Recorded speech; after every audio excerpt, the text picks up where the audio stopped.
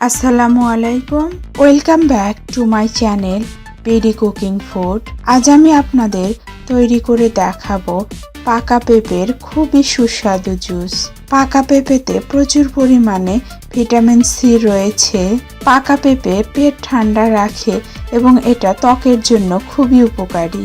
Cholesterol ও calorie খুবই কম মাত্রায় থাকে। পাকা পেঁপেতে 88% পানি থাকায় এটা দেহের পানি ঘাটতি পূরণ করে, যার জন্য পাকা পেঁপের জুস স্বাস্থ্যের জন্য খুবই দরকারি। ব্রেকফাস্ট বা লাঞ্চের পর আপনারা এই জুসটা খেতে পারেন।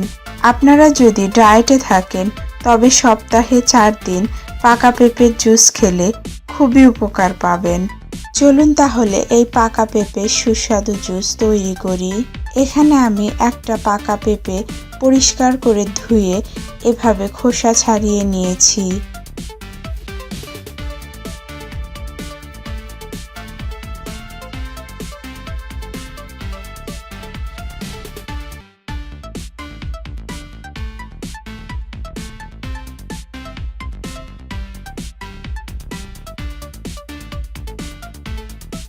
এখন আমি এভাবে বীজগুলোকে একটা চামচ দিয়ে বের করে নিলাম।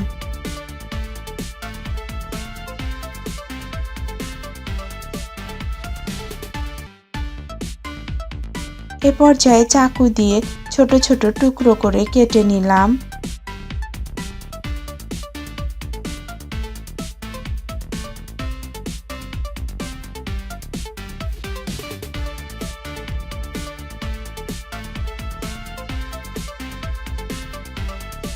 এখন একটা ব্লেন্ডারে পাকা পেঁপে দিয়ে দিলাম জুস তৈরির জন্য। এই পেঁপেতে আমি দিলাম চিনি 1 টেবিল চামচ। চিনির পরিবর্তে আপনারা মধুও দিতে পারেন।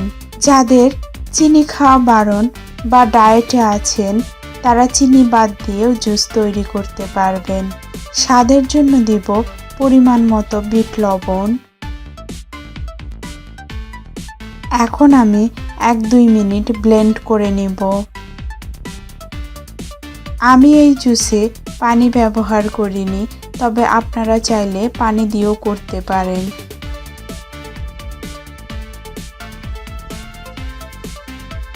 দেখুন 1 মিনিটে তৈরি হয়ে গেল আমার পাকা পেঁপের সুস্বাদু জুস।